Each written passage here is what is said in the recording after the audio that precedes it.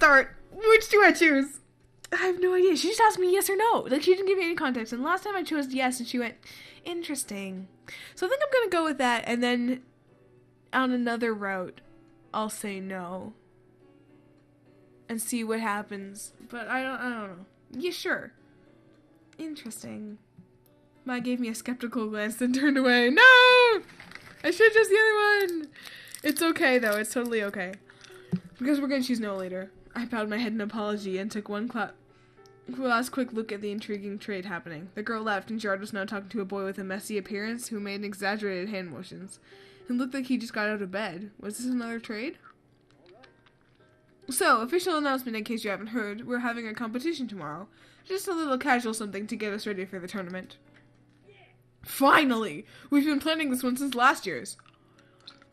My attention snapped back to the conversation happening in front of me. Was this what PBG was talking about yesterday? Hana, Mai, you're invited if you'd like to come. Either way is fine, but let me know so I can plan. How does it work?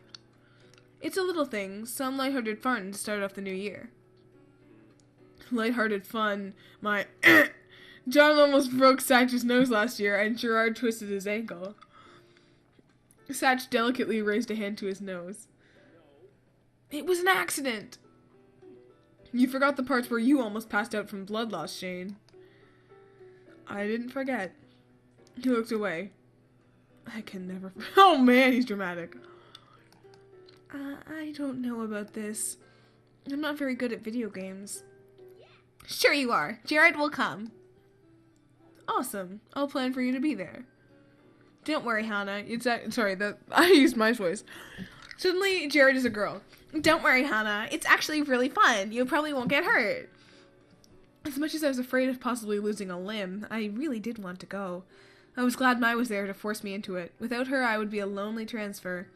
Probably eating grass by myself at this very moment. Yeah, sounds fun. Thanks for inviting us. Of course. It would be... sorry, I forgot Jared was a girl now. It'd be rude for you to have to sit with us at lunch and then ban you from our tournament. Plus, it'll be nice to have some new competition. I look forward to winning. Get off your high horse, dude. The rest of lunch passed by comparatively... I should stop after this, because I have work to do. Or at least, if anything else happened, I didn't notice. I was too busy staring at the food in front of me, joy and horror mixing in my stomach. There was no way I was going to beat even one of these normal boots boys. I would make a fool of myself. But still, I was getting to go. It was a privilege nobody else shared.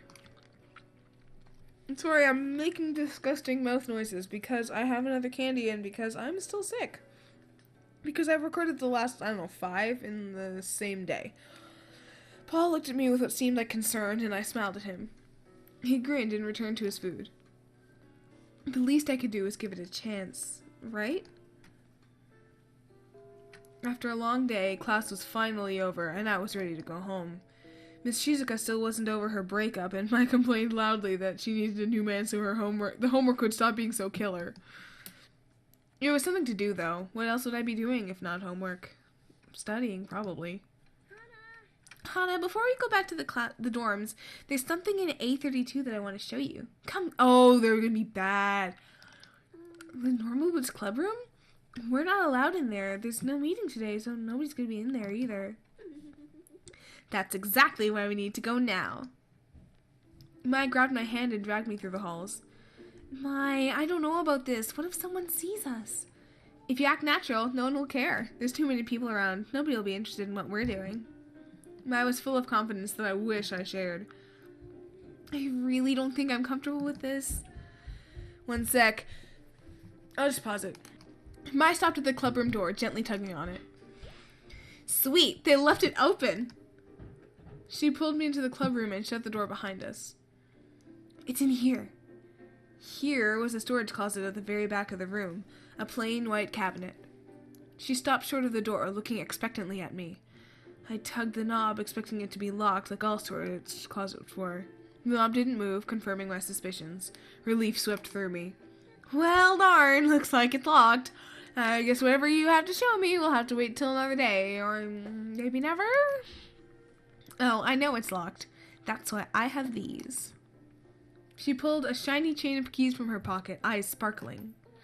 Shizuka's keys? Who gave you those? No one. I'm borrowing them for a bit. No harm done. She fiddled with the door handle, going through key after key. I'm seriously uncomfortable with this. Someone is bound to find out. They always do. Finally, there was a small click and the lock relented. Don't worry, Hana. I'll protect you. Mai opened the closet and the light shone directly onto its contents. There they are! There they are! To my utter bewilderment, there sat a luminescent golden boots resting on a velvet pillow encased in a glass box. What are these? I stepped closer to the case and was about to put my hand on the glass, but stopped inches before, wrought with guilt. We shouldn't be here. These, Hana, are the boots. The boots. It's a symbol of the Normal Boots Club. This is their clubroom after all. I'm telling you, these guys don't mess around. Is it made of gold? Real gold? It must have cost a fortune. I'd say they're solid gold, only worth 100,000 yen or so.